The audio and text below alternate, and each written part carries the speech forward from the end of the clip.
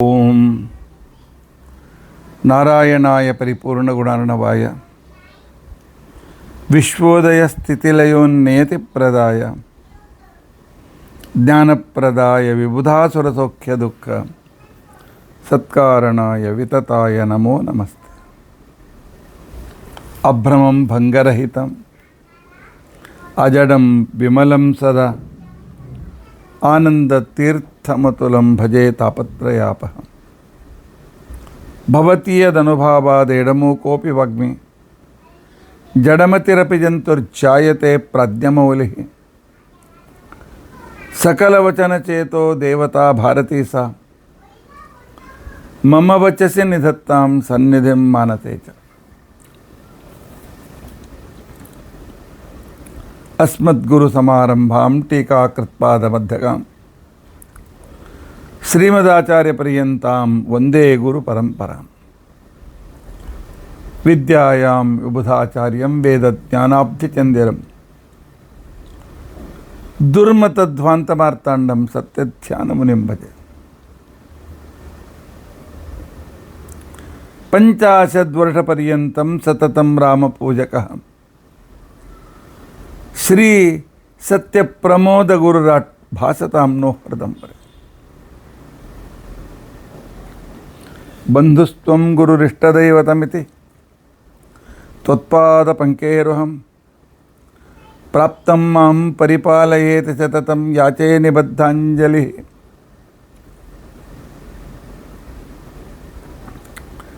चित्तं मद्गुण दोष चिंतन विधौ नूनं मनां मा कृताः श्री सत्यात्मगुरो तदंघ्रियुगलं हित्वा नमे सद्गति।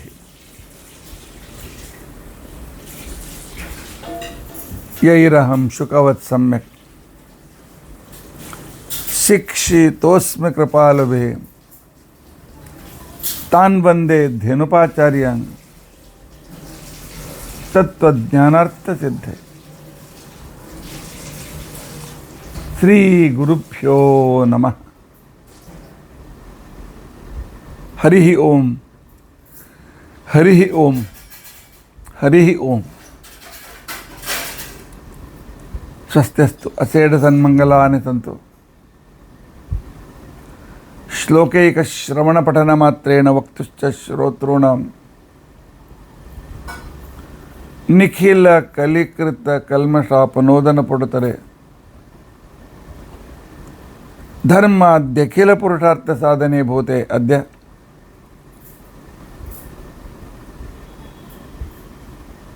श्रीनिवास कल्याणोत्सवस्य उत्तरभाग विवरणे आरंभे सति किंचित पूर्वकथानुवादः। हरि ओम हरि ओम हरि ओम।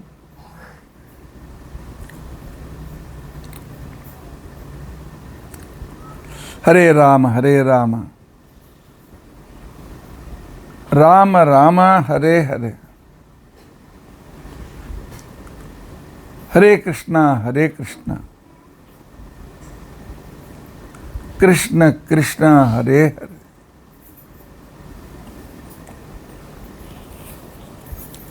हरे राम राम राम हरे हरे। हरे कृष्णा कृष्ण कृष्ण हरे हरे।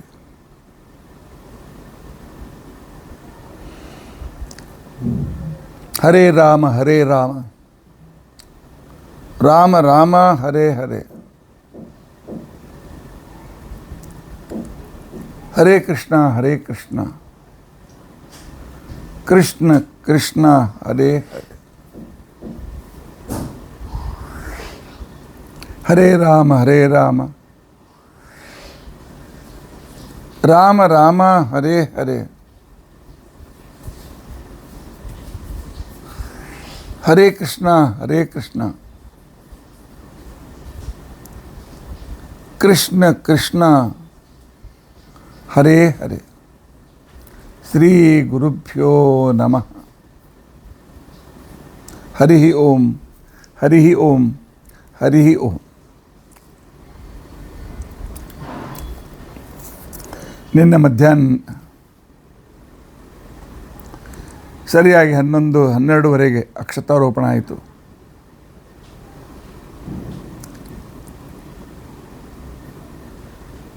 ಶ್ರೀಭೂ ಸಹಿತನಾಗಿರ್ತಕ್ಕಂತಹ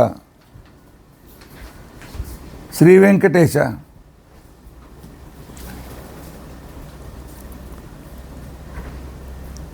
ಶ್ರೀದೇವಿ ಭೂದೇವಿ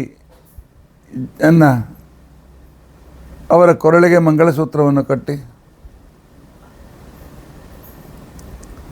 ಅವರ ಜೊತೆಗೆ ಸಪ್ತಪದಿಯನ್ನು ಮಾಡಿಕೊಂಡು ಭಗವಂತ ಪೀಠದ ಮೇಲೆ ವಿರಾಜಿಸಿದ್ದಾನೆ. ನಿನ್ನೆ ಮಧ್ಯಾಹ್ನ ಆದ ಈ ವಿವರಣೆಯ ಫೋಟೋಗಳನ್ನೆಲ್ಲ ಸ್ವಲ್ಪ ವಿಳಂಬವಾಗಿ ನಾವು ಮೀಡಿಯಾದಲ್ಲಿ ಹಾಕಿದ್ದೇವೆ.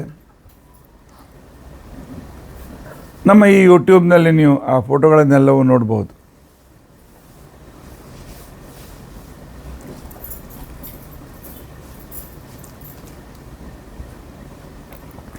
ಸಪ್ತಪದಿ ಆಯಿತು. ಅದಕ್ಕಿಂತ ಮೊದಲು ಕನ್ಯಾದಾನವಾದ ನಂತರ ವರದಕ್ಷಿಣೆ. ಆಕಾಶರಾಜ ಅತಿ ಶ್ರೀಮಂತ.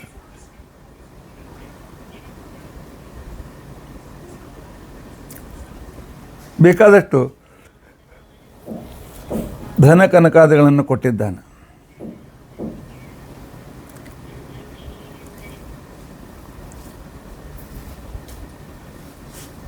ಅದನ್ನು ನೋಡಿ ಶ್ರೀನಿವಾಸ ಏನನ್ನಬೇಕು, ಪರಮಾತ್ಮ ಏನನ್ನಬೇಕು, ಆಕಾಶರಾಜ ಸಿರಿವಂತ ಇದ್ದೀರಿ, ಎಷ್ಟು ಕೊಟ್ಟರು ಕೂಡ ನಿನಗೆ ದಾನದ ಫಲ ಬರ್ತದೆ, ಕೊಡು ಅಂಥೇಳಿ ಇನ್ನೊಂದು ಸ್ವಲ್ಪ ಬೇಡಿಸ್ಕೊಳ್ತಾನೆ.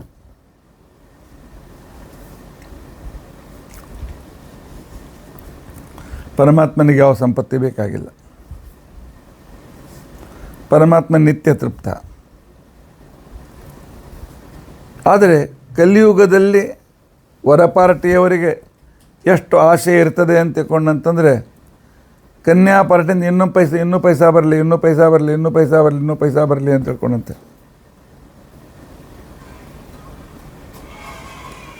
ಅಂತನ್ನುವ ರೀತಿಯಲ್ಲಿ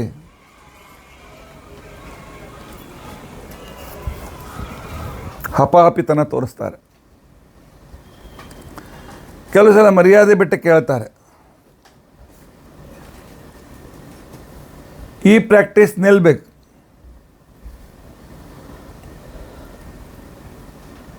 ಅನ್ನುವುದನ್ನು ತೋರಿಸುವುದಕ್ಕೋಸ್ಕರವೇ ಪರಮಾತ್ಮ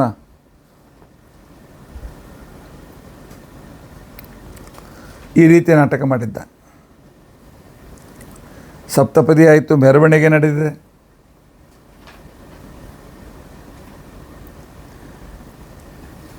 ಪದ್ಮಾವತಿಯ ತಮ್ಮ ವಸುದಾನ,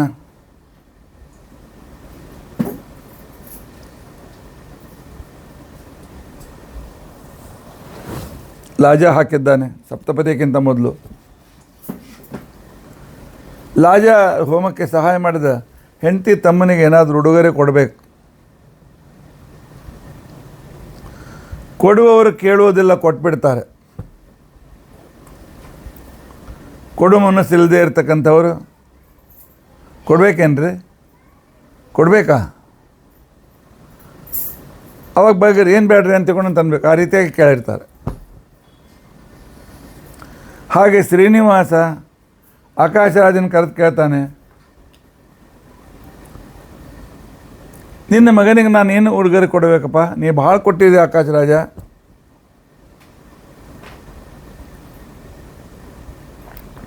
ನಿನ್ನ ಮಗನಿಗೆ ನಾನು ಲಾಜ ಹಾಕಿದ್ದೆ ಕೊಡಬೇಕು, ಏನು ಕೊಡಲಿ ಹೇಳು, ಏನು ಕೊಡಲಿ ಅಂದು ಇಂಥದ್ದು ಕೊಡು ಅಂತ ಹೇಳ್ತಾರೆ. ಆಕಾಶರಾಜ ಅದ, ಪರಮಾತ್ಮ ನಿನ್ನ ಅನುಗ್ರಹದಿಂದ ಎಲ್ಲ ಸಮೃದ್ಧಿ ಇದೆ, ಏನು ಬೇಕಾಗಿಲ್ಲ ಅಂತ ತಿಳ್ಕೊಂಡಂತೆ. ಅನಂತರ ಮೆರವಣಿಗೆ ಆಯಿತು. ಆನಂತರ 4ನೇ ದಿವಸ ನಾಗೋಲಿ ಆಯಿತು. ಆನಂತರ ಎಲ್ಲ ಪರಿವಾರದವರು ಬಂದಿದ್ದರು. ತಾನೇ ಆಮಂತ್ರಣ ಕೊಟ್ಟು ಕಳಿಸಿದ್ದ. ಆಕಾಶರಾಜನಿಗೆ ಗೊತ್ತಾಗಿತ್ತು, ಅಳಿಯನ ಹತ್ತಿರ ಪರ್ವತದ ಮೇಲೆ ಏನೂ ಇಲ್ಲ.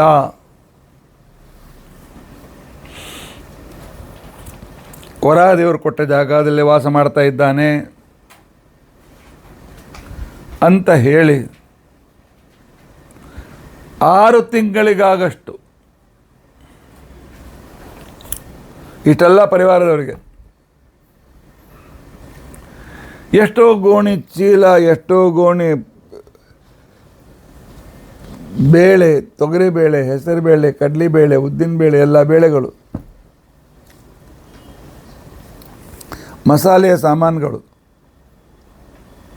ಸಾಕಷ್ಟು ಪಲ್ಯಗಳು,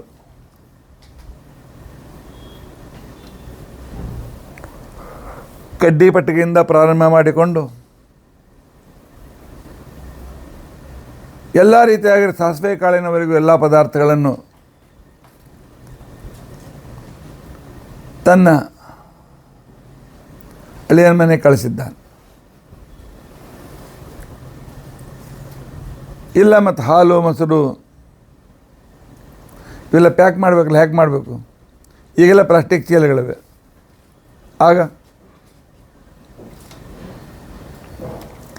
ಹಾಲು ಮೊಸರು ತುಪ್ಪ ಬೆಣ್ಣೆ ಇತ್ಯಾದಿಗಳನ್ನು ಇಡುವುದಕ್ಕೋಸ್ಕರ ಆಗಿನ ಕಾಲದಲ್ಲಿ ಒಂದು ವಿಶೇಷವಾಗಿರ್ತಕ್ಕಂಥ ಚರ್ಮ ಪಾತ್ರೆಯನ್ನು ಉಪಯೋಗಿಸ್ತಾಯಿದ್ರು. ಚರ್ಮದ ಚೀಲ, ಅದು ಯಾವ ಪ್ರಾಣಿ ಇತ್ತು ಗೊತ್ತಿಲ್ಲ.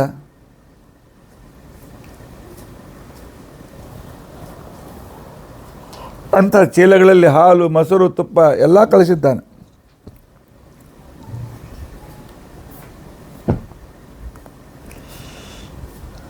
ಪರಮಾತ್ಮನ ಪರಿವಾರದವರು ಇಷ್ಟೆಲ್ಲ ಪದಾರ್ಥ ಸಿಕ್ಕಿದೆ, ಮತ್ತು ಊಟ ಗೀಟ ಸಿಗ್ತದೆ. ಹೇಗೂ ವೆಂಕಟಾದ್ರಿಯ ಮೇಲೆ ಬೇಕಾದಷ್ಟು ಸರೋವರಗಳಿವೆ, ಎಷ್ಟೋ ತೀರ್ಥಗಳಿವೆ, ಋಷಿಮುನಿಗಳಿದ್ದಾರೆ. ಸ್ವಲ್ಪ ದಿವಸ ಇದ್ದೋದ್ರಾಯಿತು ಅಂತೇಳಿ ಎಲ್ಲರೂ ವಿಚಾರ ಮಾಡ್ತಾ ಇದ್ದಾರೆ ದೇವತೆಗಳು. ಪರಮಾತ್ಮ ಏನು ಮಾಡ್ದ? ತನ್ನ ಬಳಗದವರಿಗೆಲ್ಲ ಹೇಳ್ದ. ಹೇಗೂ ಜನಕರಾಜ ಉಡುಗೊರೆ ಕೊಟ್ಟೆ ಆಗಿತ್ತು, ಆಕಾಶರಾಜ ಇಲ್ಲ, ನನ್ನ ನಿಯಮ ಇದೆ, ಮದುವೆಯಾಗಿ 6 ತಿಂಗಳು ಬೆಟ್ಟ ಏರೋದಿಲ್ಲ ಅಂತ ತಿಳ್ಕೊಂಡಂತೆ. ಅದಕ್ಕೋಸ್ಕರ ನಾನು ಇಲ್ಲೇ ಇರ್ತಕ್ಕಂಥ ಅಗಸ್ತ್ಯ ಋಷಿಗಳ ಆಶ್ರಮಕ್ಕೆ ಹೋಗ್ತೇನೆ. ಅವನೇ ಇನ್ನೊಬ್ಬರ ಮನೆಗೆ ಹೋದರೆ ಬಂದು ಬೀಗರೆಲ್ಲ ವಾಪಸ್ ಹೋಗ್ಬಿಟ್ರು.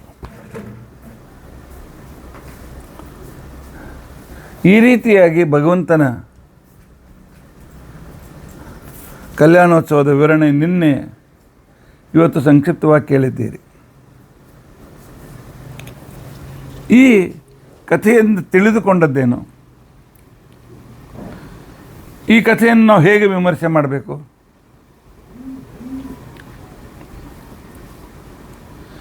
ಭಗವಂತ ಸಾಕ್ಷಾತ್ ಪ್ರತ್ಯಕ್ಷನಾದರೂ ಸಹ ಆ ಪರಮಾತ್ಮನಿಗೆ ಮೋಕ್ಷವನ್ನು ಬೇಡದೆ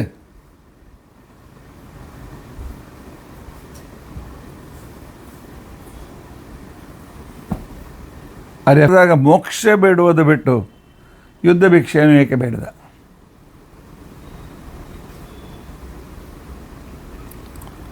ಆನಂತರ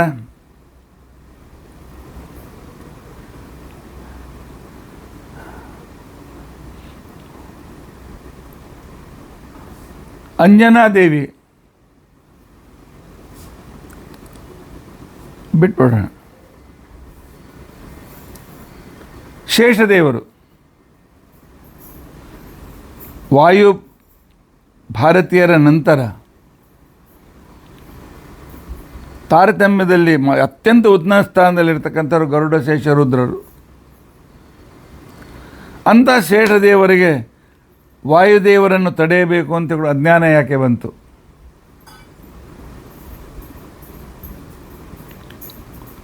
ಅಜ್ಞಾನ ಬರಲಿಕ್ಕೆ ಕಾರಣ ಏನು? ಆನಂತರ ಮಾಧವ ಇಂಥ ಶ್ರೇಷ್ಠವಾಗಿರ್ತಕ್ಕಂಥ ಬ್ರಾಹ್ಮಣ ಸಕಲ ಸಂಸ್ಕಾರ ಪಡೆದವನು, ವೇದಶಾಸ್ತ್ರ ಅಧ್ಯಯನ ಮಾಡಿದವನು ಕುಂತಲೆಯ ಮೋಹಕ್ಕೆ ಹೇಗೆ ಬಿದ್ದ? ಬೀಳಬಾರ್ದಾಗಿತ್ತಲ್ಲ. ಆ ನಂತರ ಪರಮಾತ್ಮನದೇನು ತಪ್ಪಿತ್ತು? ತನ್ನ ವೈಕುಂಠದಲ್ಲಿ ತಾನು ಆರಾಮಾಗಿ ಪವಡಿಸಿದ ಕಾಲು ಚಾಚಿಕೊಂಡು ಅರ್ಧ ಮಲಗಿದ ರೀತಿಯಲ್ಲಿ ಕೂತ್ಕೊಂಡಿದ್ದ. ಲಕ್ಷ್ಮೀದೇವಿ ಕಾಲು ಒತ್ತಾ ಇದ್ಲು. ತನ್ನ ಮನೆಯಲ್ಲಿ ಆರಾಮ್ ಕೂತ್ಕೊಂಡಿದ್ದ. ಆ ತಲೆತಿರುಕ ಬ್ರಾಹ್ಮಣ ಬಂದ, ಒಂದು ಎದೆಗೆ ಒದ್ದ. ಪರಮಾತ್ಮ ಎದೆಗೆ ಒದಗಿಸಿಕೊಳ್ಳುವ ಸಂದರ್ಭ ಏಕೆ ಬಂತು? ಚೋಳರಾಜ ಮಾಡಿದ ತಪ್ಪೇನು? ಅವನಿಗೇಕೆ ಈ ರೀತಿಯಾಗಿರ್ತಕ್ಕಂತಹ ಶಾಪ ಪಡೆಯಬೇಕಾಯಿತು, ಪಿಶಾಚಿ ಆಗುವಂತ ತಿಳ್ಕೊಂಡಂತೇಳಿ? ಇನ್ನು ಆಕಾಶರಾಜನ ತಪ್ಪೇನು? ಅನೇಕ ವರ್ಷ ಮದುವೆಯಾಗಿ ಎಷ್ಟೋ ವರ್ಷಗಳಾದರೂ ಮಕ್ಕಳೇಕಾಗಲಿಲ್ಲ.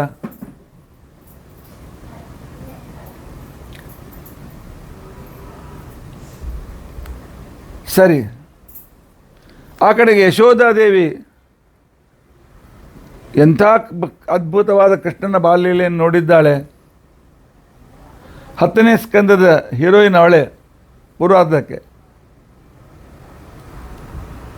ಆದರೆ ಅವಳಿಗೆ ಪರಮಾತ್ಮನ ಒಂದು ಮದುವೆಯಲ್ಲೂ ಹೋಗುವ ಸಂದರ್ಭ ಯಾಕೆ ಸಿಗಲಿಲ್ಲ?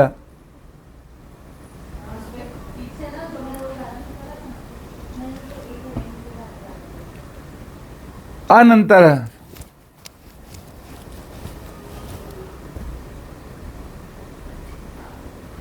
ಪದ್ಮಾವತಿ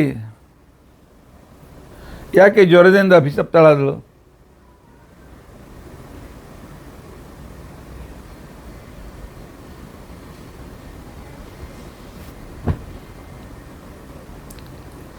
ಈ ಎಲ್ಲ ಘಟನೆಗಳನ್ನು ನೋಡ್ತಾ ಹೋದರೆ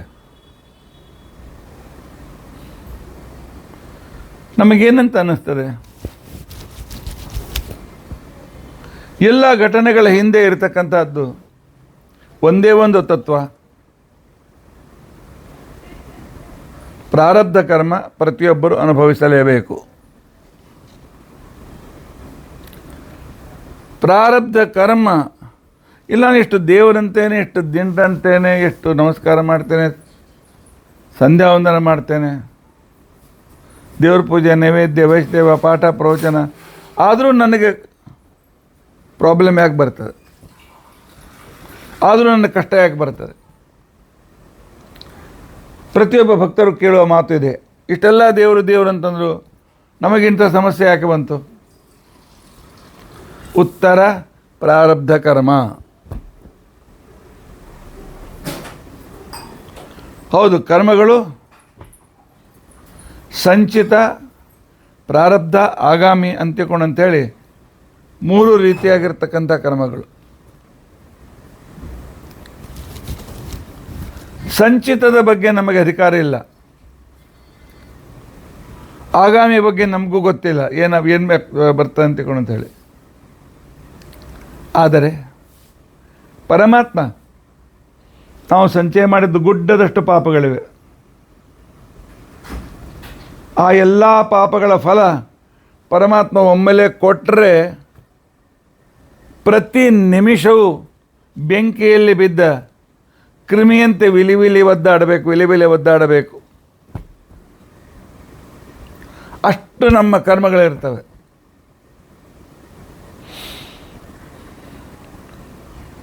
ಆದರೆ ಪರಮಾತ್ಮ ಮಾಡೋದಿಲ್ಲ. ಪರಮಾತ್ಮ ಏನು ಮಾಡ್ತಾನೆ? ಸಂಚಿತದಲ್ಲಿರ್ತಕ್ಕಂಥ ಒಂದು ಇಷ್ಟು ಪಾಪ ತೆಗೆದುಕೊಳ್ತಾನೆ, ಇಷ್ಟು ಪಾಪಗಳನ್ನು ಸಂಚಿತನ ತೆಗಿತಾನೆ, ಇಷ್ಟು ಪುಣ್ಯ ತೆಗಿತಾನೆ, ಎರಡನ್ನು ಕೂಡಿ ಕಳಿಸ್ತಾನೆ. ಕಳಿಸಿರ್ತಕ್ಕಂಥದ್ದು ನಾವು ಅನುಭವಿಸಲೇಬೇಕು. ಪ್ರಾರಬ್ಧ ಇಷ್ಟ ಇನ್ನೂ ಹಾಗೆ ಅನುಭವಿಸೋದು ಭಾಳ ಇದೆ. ಯಾಕೆ ಪ್ರತಿ ದಿನಕ್ಕೆ ನಾವು ದಶಾವರಾಣಾಂ ದೇಹಾನಾಂ ಕಾರಣಾನಿ ಕರೋತ್ಯಯಂ, ಕನಿಷ್ಠ 10 ಜನ್ಮ ಬರುವಷ್ಟು ನಾವು ಪಾಪಕರ್ಮಗಳನ್ನು ಮಾಡ್ತೇವೆ. ಪರಮಾತ್ಮ ಅದರಲ್ಲಿ ಸ್ವಲ್ಪ ನಮಗೆ ಅನುಭವಿಸ್ಲಿಕ್ಕೆ ಕೊಡ್ತಾನೆ. ಅದನ್ನೇ ಬಹಳ ಅಂತ ತಿಳ್ಕೊಳ್ತೇವೆ. ಆದರೆ ಪರಮಾತ್ಮನ ಭಕ್ತರಾದರೆ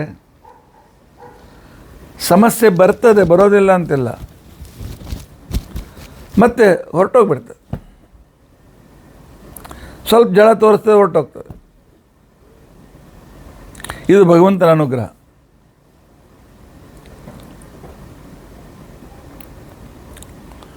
ಉಪಮರ್ದಂಚ ಅಂತ ಅನ್ನೋ ಸೂತ್ರದಲ್ಲಿ ಹೇಳ್ತಾರೆ, ಪರಮಾತ್ಮ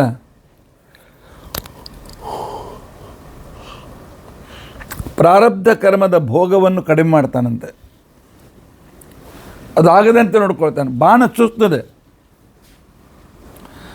ಆಕ್ಸಿಡೆಂಟ್ ಆಗ್ತದೆ, ನನಗೆ ಆಕ್ಸಿಡೆಂಟ್ ಆಗಬೇಕು ಅಂತ ನನ್ನ ಪ್ರಾರಬ್ಧ ಕರ್ಮ ಆಕ್ಸಿಡೆಂಟ್ ಆಗ್ತದೆ, ಅದು ದೇವರ ಪ್ರಾಣ ಉಳಿಸ್ತಾನೆ.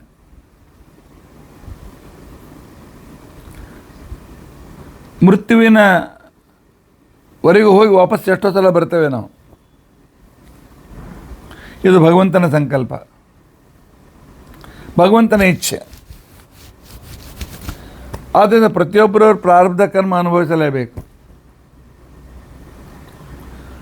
ಹೌದು, ವೃಷಭಾಸುರನ ಪ್ರಾರಬ್ಧ ಕರ್ಮ ಮುಗಿದಿರಲಿಲ್ಲ. ಅದಕ್ಕೋಸ್ಕರ ದೇವರು ಎದುರಿಗೆ ಬಂದರೂ ಕೂಡ ಮೋಕ್ಷ ಕೇಳಲಿಲ್ಲ. ಶೇಷ ದೇವರು ಉತ್ತಮ ಅಧಿಕಾರಿಗಳಿದ್ರು. ಆ ಕಾಲದಲ್ಲಿ ಅಸುರ ಪ್ರವೇಶದಿಂದ ಮೋಹ ಬಂದಿತ್ತು. ವಾಯುದೇವರಿನ ಮಹಾದ್ಯ ಕೊಡತನ್ನುವ ಅಹಂಕಾರವೂ ಕೂಡ ಬಂದಿತ್ತು.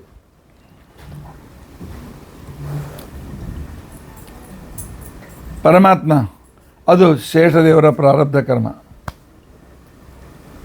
ಅದಕ್ಕೋಸ್ಕರ ಅವರು ಸೋಲನ್ನು ಅನುಭವಿಸಬೇಕಾಯಿತು.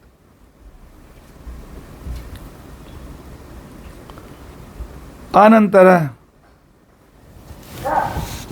ಪರಮಾತ್ಮನಿಗೆ ಯಾವ ಪ್ರಾರಬ್ಧ ಇಲ್ಲ. ಆದರೂ ಜನರಿಗೆ ಈ ರೀತಿಯಾಗಿ ನೀವು ನಿಮ್ಮ ಜೀವನದಲ್ಲಿ ಬರ್ತೇನೆ ಅಂತ ತೋರಿಸೋದಕ್ಕೋಸ್ಕರ ಭಗವಂತನೂ ಕೂಡ ನಂದು ಪ್ರಾರಬ್ಧ ಕರ್ಮ,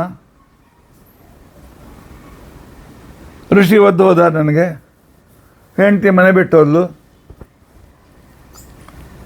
ಶಾಸ್ತ್ರದ ಪ್ರಕಾರ ನಿತ್ಯಾವಿಯೋಗಿನಿಯಾಗಿರ್ತಕ್ಕಂತಹ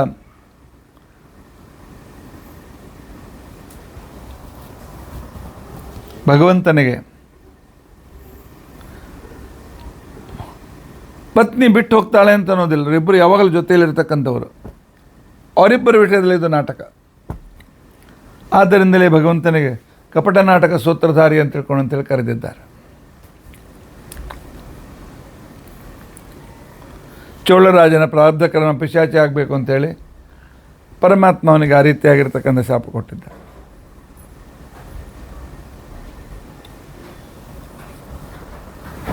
ಆದರೆ ಈ ಸಂದರ್ಭ ಪರಮಾತ್ಮ ಅನುಗ್ರಹವನ್ನು ಮಾಡಬೇಕಾಗಿತ್ತು. ಅದಕ್ಕೋಸ್ಕರ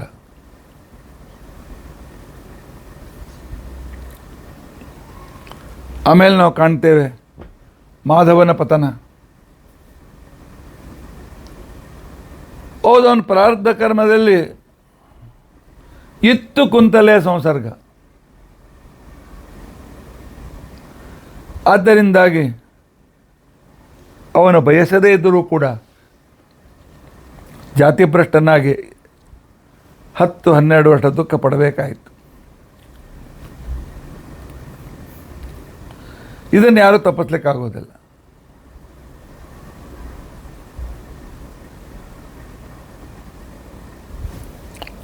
ಆನಂತರ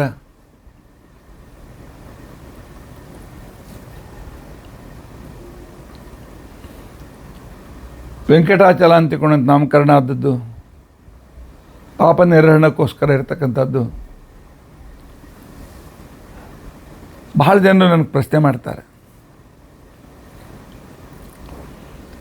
ಏನು ರೀ ಖರ್ಚು ಮಾಡ್ಕೊಂಡು ಸಾವಿರಾರು ರೂಪಾಯಿ ಖರ್ಚು ಮಾಡ್ಕೊಂಡು ಹೋಗಿರ್ತೇವೆ,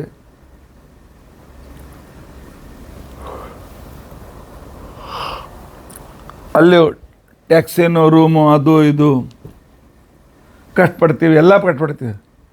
ಒಳಗೆ ಹೋದ್ಮೇಲೆ ದರ್ಶನ 20 ಸೆಕೆಂಡ್ 30 ಸೆಕೆಂಡ್ 1 ನಿಮಿಷ ಬೇಳಾದ್ರೆ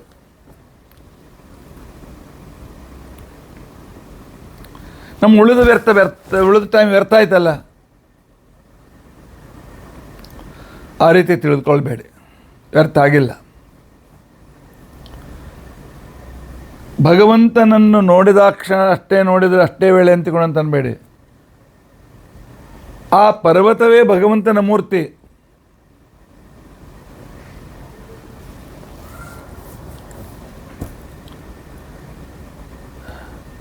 ತಿರುಪತಿ ಮಂದಿರದ ಹಿಂದೆ, ಕರ್ನಾಟಕ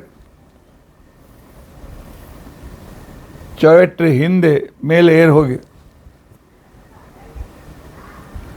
ಅತಿ ಎತ್ತರವಾದೊಂದು ಶಿಖರ ಇದೇ ಪರಮಾತ್ಮನ ತಲೆ. ಬದಿಯಲ್ಲಿರ್ತಕ್ಕಂಥ 2 ಪರ್ವತಗಳು, ಒಂದು ಕೈಗಳು, ಮಧ್ಯದಲ್ಲಿರುವ ಮಂದಿರ ಇತ್ಯಾದಿಗಳಲ್ಲೂ ಕೂಡ ಅವನ ಎದೆ ಮತ್ತು ಉದರದ ಸ್ಥಾನಗಳು. ಹೀಗಾಗಿ ತಿರುಪತಿಯಲ್ಲಿ ಎಷ್ಟು ಸಮಯ ಇದ್ದೇವೆ, ಪ್ರತಿ ಕ್ಷಣ ಭಗವಂತನ ದರ್ಶನ ಆಗ್ತದೆ ಅಂತ ತಿಳ್ಕೊಂಡಂಥ ಪ್ರಯತ್ನ. ಪ್ರತಿ ಕ್ಷಣ ಭಗವಂತನ ದರ್ಶನ. ಯಾಕಂತಂದರೆ ಅಲ್ಲಿಯ ಕಲ್ಲು ಮುಳ್ಳುಗಳು ಕೂಡ ದೇವತೆಗಳು. ಭಕ್ತ ನಮ್ಮನ್ನು ತುಳಿಲಿ ಪುಣ್ಯ ಬರ್ತದೆ ಅಂತ ತಿಳ್ಕೊಂಡಂತೇಳಿ ಅಲ್ಲಿ ನಡೆಯುವ ಭೋಗಗಳು, ಆರತಿಗಳು ಇತ್ಯಾದಿಗಳಿಗೆಲ್ಲ ಪರಮಾತ್ಮನ ಇಚ್ಛೆಯ ಕಾರಣ. ಆದ್ದರಿಂದಾಗಿ ಭಗವಂತನಿಗೆ ತಿರುಪತಿಗೆ ಹೋದ್ಮೇಲೆ ಭಗವಂತನ ದರ್ಶನ ಆಗೋದಿಲ್ಲ ಅಂತಲ್ಲ, ತಿರುಪತಿ ಬೆಟ್ಟದ ಯಾವ ಭಾಗ ನೋಡಿದರೂ ಪರಮಾತ್ಮನ ನೋಡಿದಂತೆ. 24 ತಾಸು ಭಗವಂತನ ದರ್ಶನ ಪಡೆಯಬಹುದು.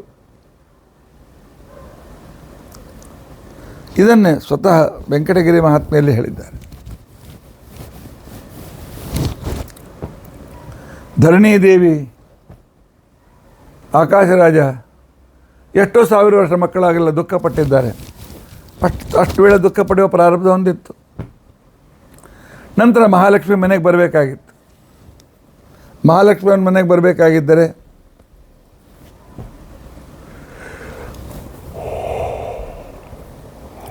ಅವನ ಮನೆಗೆ ಬರಬೇಕಾಗಿದ್ದರೆ ಅವನಷ್ಟು ದಿವಸ ತಪಸ್ ಮಾಡೋದು ಬೇಡವೆ? ಅದಕ್ಕೋಸ್ಕರ ಆಕಾಶರಾಜ ಅಷ್ಟು ಘನಘೋರ ತಪಸ್ಸನ್ನು ಮಾಡಿದ.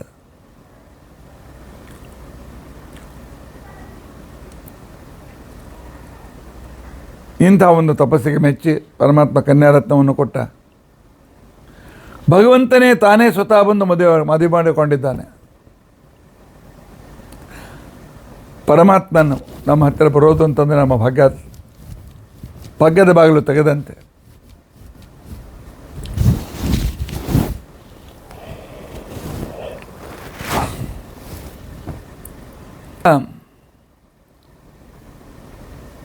ಪರಮಾತ್ಮನ ಒಂದು ದರ್ಶನ ಪರ್ವತದ ರೂಪದಲ್ಲಿ ನಾವು ಕಾಣಲಿಕ್ಕೆ ಸಾಧ್ಯತೆ ಇದೆ. ಇನ್ನು ಪರಮಾತ್ಮ ಮಾಡಿದ ನಾಟಕ ಮುಂದೆ ಜನರು ಹೀಗೆ ವ್ಯವಹಾರ ಮಾಡ್ತಾರೆ. ಮೊದಲನೇದ್ದು ಹೆಂಡತಿ ಗಂಡನ ಸಂಬಂಧ. ನಿಮ್ಮ ಎದೆಯಲ್ಲಿ ನಾನಿದ್ದೇನೆ, ನಿಮ್ಮ ಎದೆಗೆ ಬುಗುರಟಿ ಒದ್ದಿದ್ದಾನೆ, ಅಪಮಾನ ಆಯಿತು, ನಾನು ತವ್ರ ಮನೆಗೆ ಹೋಗ್ತೇನೆ. ಇದು ಈ ರೀತಿ ಮುಂದೆ ಮಾಡ್ತಾರೆ ಹೆಣ್ಮಕ್ಕಳು. ಹಿಂದಿನ ಕಾಲದಲ್ಲಿ ಹೇಳ್ತಾ ಇದ್ರು, ಮದುವೆ ಮಾಡಿ ಕೊಟ್ಟಿದ್ದೇವೆ, ಇರು, ಬೇಕಾದರೆ ಪ್ರಾಣ ಬಿಡು, ಅಲ್ಲೇ ಇರಬೇಕು ನೀನು.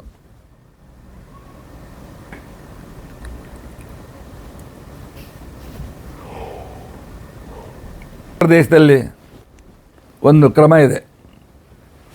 बहू की डोली अंदर आई तो वह बाहर निकलती है तो शव यात्रा के रूप में ही निकलती है.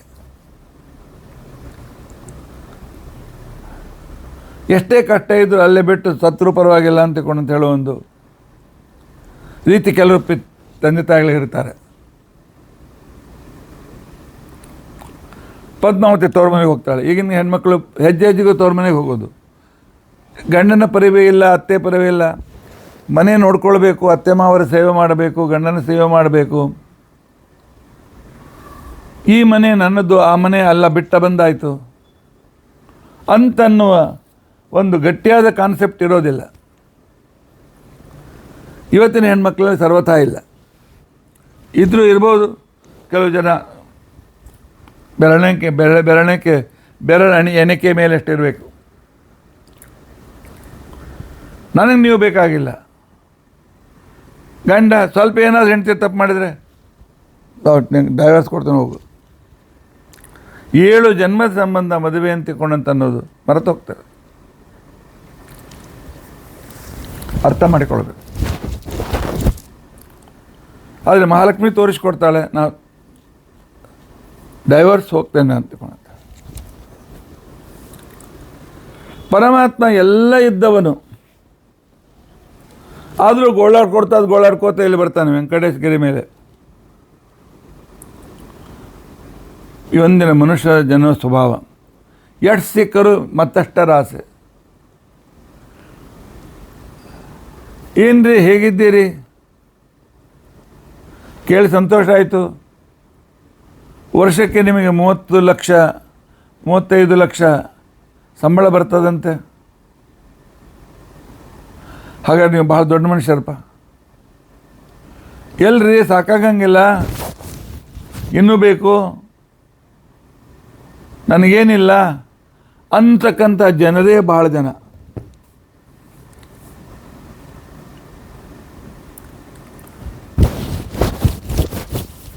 ಆದ್ದರಿಂದಾಗಿ ಪರಮಾತ್ಮ ಎಷ್ಟಿದ್ದರೂ ಏನೂ ಇಲ್ಲದವರಂತೆ ನಾಟಕ ಮಾಡಿದ್ದಾನೆ. ಪರಮಾತ್ಮನಿಗೆ ಗಾಯಗಳಿಲ್ಲ, ಛೇದಗಳಿಲ್ಲ. ಪರಮಾತ್ಮನಿಗೆ ಶರೀರಕ್ಕೆ ಯಾವುದೇ ಹಾನಿ ಇಲ್ಲ. ಅಪ್ರಾಕೃತ ಶರೀರ. ಆದರೆ ಪರಮಾತ್ಮ ತಾನು ಆ ರೀತಿಯಾಗಿ ಕೊಡಲಿಂದ ಬಡಿಸಿಕೊಂಡು ಗಾಯ ಆಯಿತು ಇತ್ಯಾದಿ ನಾಟಕವನ್ನು ಮಾಡಿದ್ದಾನೆ. ಔಷಧಿ ಹೇಳುವ ಬೃಹಸ್ಪತ್ಯಾಚಾರ್ಯರು ಅದು ಎಲ್ಲಿ ಸಿಗ್ತದೆ ಅಂತ ಯಾಕೆ ಹೇಳಲಿಲ್ಲ? ಇವತ್ತಿನ ಸ್ಪೆಷಾಲಿಸ್ಟ್ಗಳ ಹಣೆವರೆ ಅಷ್ಟು. ವಿಸಿಟಿಂಗ್ 500 ರೂಪಾಯಿ ತೆಗೆದುಕೊಳ್ತಾರೆ ಒಂದು ಸಲ ಭೇಟಿ ಆಗಲಿಕ್ಕೆ. ಆ ನಂತರ ಏನೇನು ಔಷಧ ಬರೆದು ಕೊಡ್ತಾರೆ. ಸಿಗಲಿಲ್ಲ ಅಂತಂದಮೇಲೆ ಬರೆದುಕೊಳ್ಳೋದು ನನ್ನ ಕೆಲಸ, ಹುಡ್ಕೋದು ನಿಮ್ಮ ಕೆಲಸ, ಹೋಗ್ರಿ ಅಂತಿಕೊಂಡಂತಾರೆ. ಈಗಿನ ಕಾಲದ ಜನರು ಆ ರೀತಿಯಾಗಿರ್ತಾರೆ ಅಂತ ಪರಮಾತ್ಮ ತೋರಿಸ್ತಾ ಇದ್ದಾನೆ. ಆ ನಂತರ ತಂದೆ ತಾಯಿ ನಿಶ್ಚಯ ಮಾಡಿದ ಕನ್ಯೆಯನ್ನು ಮದುವೆ ಆಗಬೇಕು ಅನ್ನೋ ನಿಯಮ. ಆದರೆ ಪರಮಾತ್ಮನೇ ತಾನು ಮುರಿತಾನೆ. ಕುದುರೆ ಮೇಲೆ ಕೂತ್ಕೊಂಡು ಹುಡುಗಿಯರನ್ನು ಹುಡುಕ್ಲಿಕ್ಕೆ ಹೋಗ್ತಾನೆ.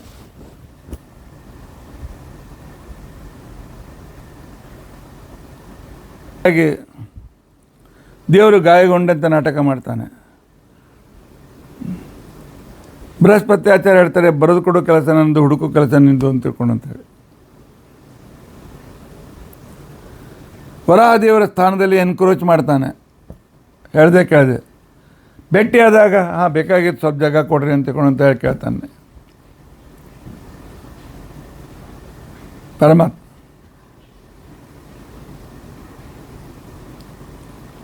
ಆ ನಂತರ ಎಲ್ಲ ಸರಿಯಾದ ಮೇಲೆ ಹುಡುಗಿನ ಬೇಟಾಡ್ಲಿಕ್ಕೆ ಹೋಗ್ತಾನೆ. ಮಾತನ್ನ ಕೇಳಿದರೆ ನಿನ್ನ ಭೇಟಿಯಾಗಿದ್ದೆ, ನಿನ್ನನ್ನು ನೋಡಿದ್ದೇನೆ, ನಾನು ಪ್ರೀತಿಸಿದ್ದೇನೆ, ಈಗ ನಿನ್ನನ್ನು ಭೋಗ ಮಾಡದೆ ಹೋಗೋದಿಲ್ಲ ಅನ್ನುವಂತೆ ಶ್ರೀನಿವಾಸ ಮಾತನಾಡ್ತಾನೆ. ಇಂದಿನ ಕಾಲೇಜ್ ಗರ್ಲ್ ಫ್ರೆಂಡ್ ಪ್ರೀತಿಗಳು ಅಥವಾ ಗಂಡಸರ ಪ್ರೀತಿಗಳು ಇವೆಲ್ಲೂ ಕೇವಲ ಆಕರ್ಷಣೆ ಪ್ರೀತಿಗಳು. ಯೂಸ್ ಆ್ಯಂಡ್ ಥ್ರೋ ಅಂತಕ್ಕಂಥ ಪರಿಸ್ಥಿತಿ ಬರ್ತದೆ ಅಂತಿಕೊಂಡಂತ ಅನ್ನೋದನ್ನು ಪರಮಾತ್ಮ ತೋರಿಸಿಕೊಟ್ಟಿದ್ದಾನೆ.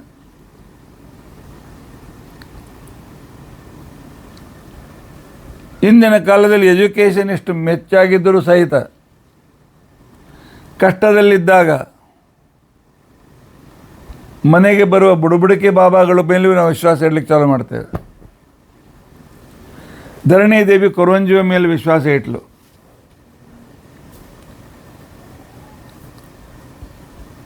ಇಂದಿನ ಹುಡುಗರು ತಮ್ಮ ಮದುವೆಲ್ಲ ತಾವೇ ವ್ಯವಸ್ಥೆ ಮಾಡ್ಕೊಳ್ತಾರೆ, ಅಪ್ಪ ಅಮ್ಮಗೆ ಭಾಳ ತ್ರಾಸ ಕೊಡೋಂಗಿಲ್ಲ. ಅದಕ್ಕೆ ವೆಂಕಟೇಶ್ ತಾನೇ ಕೊರವಂಜಿ ತನ್ನ ಮದುವೆ ವ್ಯವಸ್ಥೆ ಮಾಡ್ಕೊಂಡು ಬಂದ.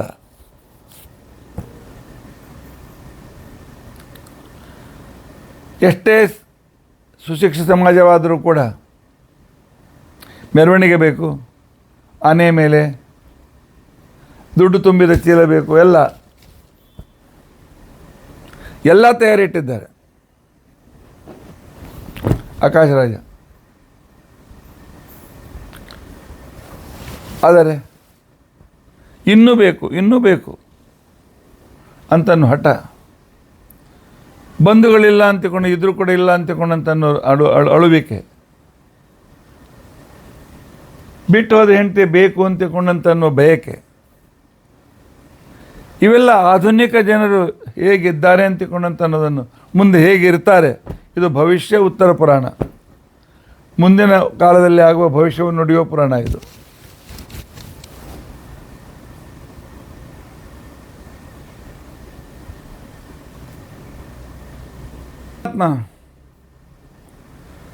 ಇನ್ನೂ ಬೇಕು ಅಂತ ಬೇಡ್ತಾನೆ. ಹೊರ ಪಾರ್ಟಿಯವರು ಎಷ್ಟು ಹಪಾಪಿ ಇರ್ತದೆ ಅಂತ ಅನ್ನೋದನ್ನು ದೇವರು ತೋರಿಸ್ಕೊಡ್ತಾನೆ. ತಾನು ಆ ಹೆಂಡತಿ ತಮ್ಮಿ ಕೊನೆಗೇನು ಕೊಟ್ಟ? 4 ದಿವಸ ತಾನು ಹೊತ್ಕೊಂಡು ಸ್ವಲ್ಪ ಬೆವರು ಹಳದಿ ಇದ್ದೆಲ್ಲ ಸ್ವಲ್ಪ ಹೊಲಸಾಗಿರ್ತಕ್ಕಂಥ ತನ್ನ ಉತ್ತರೀಯ ವಸ್ತ್ರವನ್ನು ವಸುಧಾನನಿಗೆ ಕೊಡ್ತಾನೆ. ಪರಮಾತ್ಮ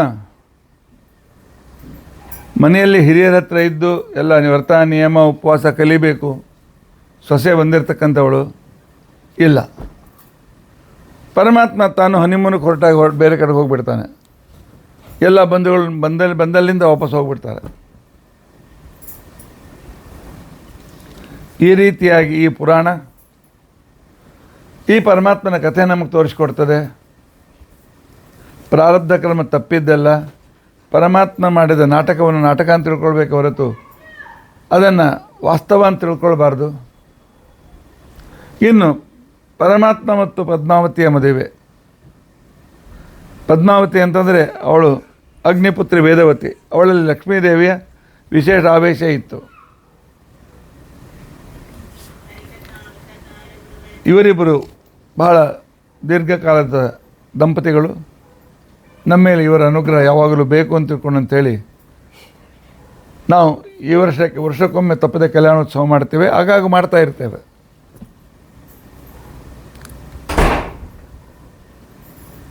ಇಂತಹ ಈ